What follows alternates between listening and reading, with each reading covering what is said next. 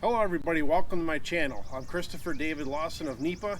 Today we're going to be doing a 30,000 mile review of my 2018 Indian Scout 60. Let's go ahead and roll the video. You think you know me?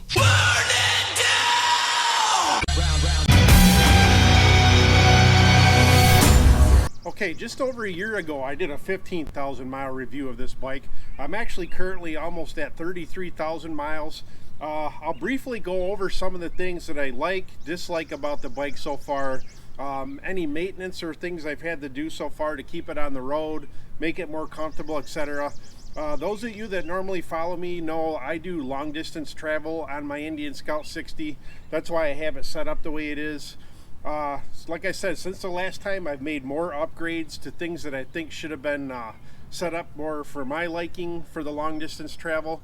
But we'll go ahead and talk about a few of the other things first that I did in the initial upgrades to make this a better bike that it should have been from the factory.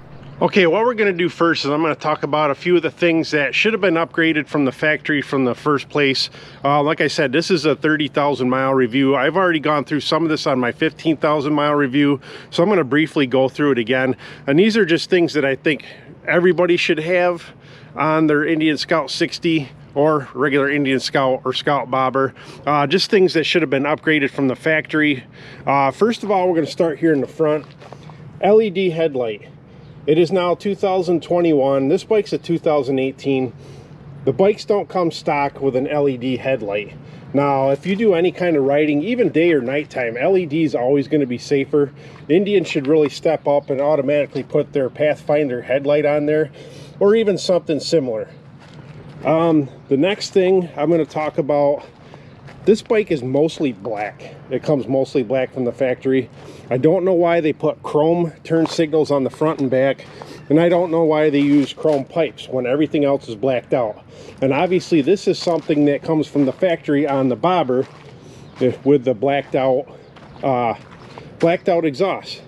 The next thing I'm going to talk about that should come from the factory that they don't do, better shocks. And now I know at one point they upgraded the shocks, either 17 or 18, to better shocks. My 18 came with those shocks, and I can tell you they still sucked. People can tell you as much as they want, oh, you can adjust them. I adjusted them as much as I could, and they still sucked. Now, I'm a bigger rider. I'm 6'1", somewhere in the quarter 1,000-pound mark, I'll just say. I'm a heavier rider. I'm a big rider for this bike, basically.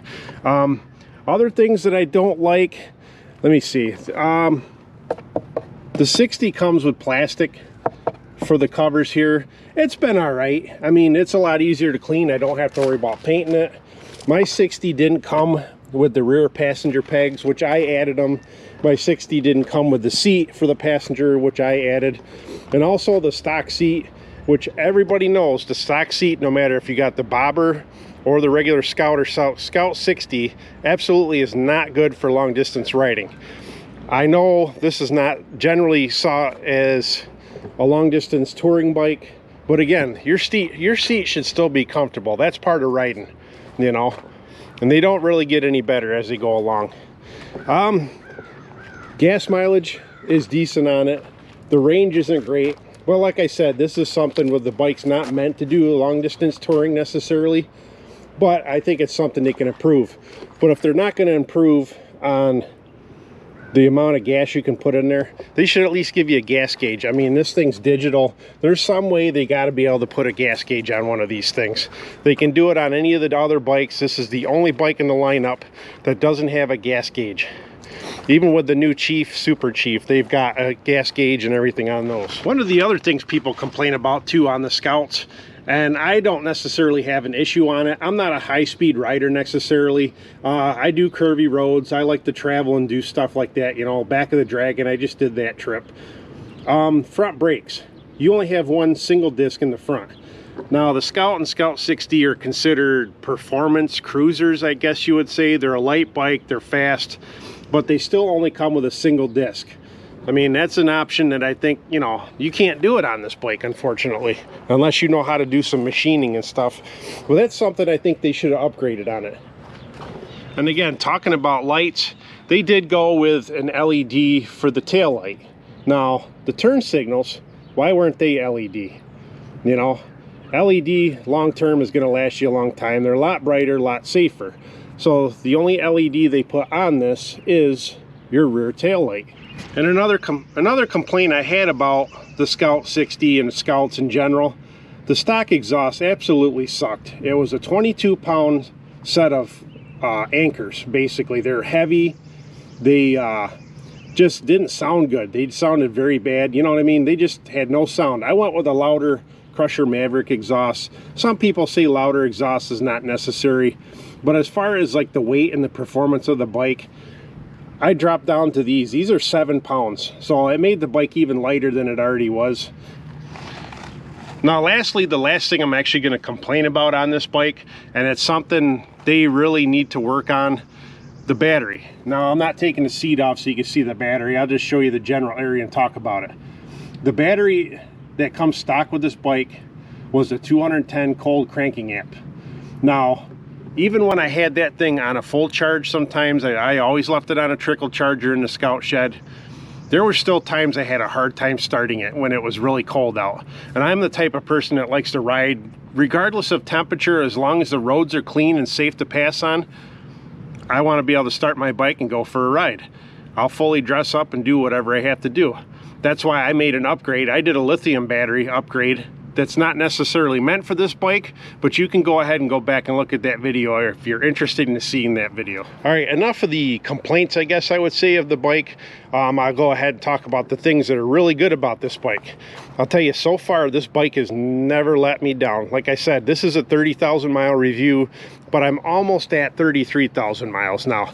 The bike, other than the battery, has always started. I've never had an issue other than running out of gas, of course. You know, stupid me, that was my own fault. Bike has always started. It's performed and handled excellent. I still need to upgrade the front suspension. That's getting a little soft, but that's one of those maintenance things I should have taken care of actually, God, 20,000 miles ago. They recommend changing the oil on that. That project will be coming up soon. You see, the bike's handled well. It's done well on trips. I can say it never overheats, being a water-cooled bike. I've been stuck in construction in multiple states as I've traveled across the U.S. and down, down into Virginia, out to South Dakota, etc. The bike's always started, like I said. Brakes actually work fine for my application. The front brakes used to make a little bit of noise, but now that they're broke in at 30,000 miles, I'm actually still using the same brake pads on this. I've never done any brake work on this. The only maintenance I've done is oil changes and tires. That's it. The bike's performed excellent in that time. Like I said, it's been very trustworthy. Not being known for being a traveling bike, I would take this anywhere in the country. And honestly, if I could get out of the country, I would take it anywhere in the world at this point. All right, everybody, thanks for tuning in to my 30,000 mile review. Like I said, this bike's been excellent. I'm actually close to 33,000 miles on it. I wouldn't hesitate to take this thing to any place in the world. Like I said, only a few things I wish India would change. Obviously, I've changed what I needed to change to make it more comfortable for me. The touring setup may not be what you want, but this is what I've got it for. Basically a small touring bike, a mini touring bike. But as far as my complaints, I already addressed them with you. There's great things about this bike. I would not hesitate to buy a brand new or a used Indian Scout 60 or Bobber. Make it the bike you want to make it.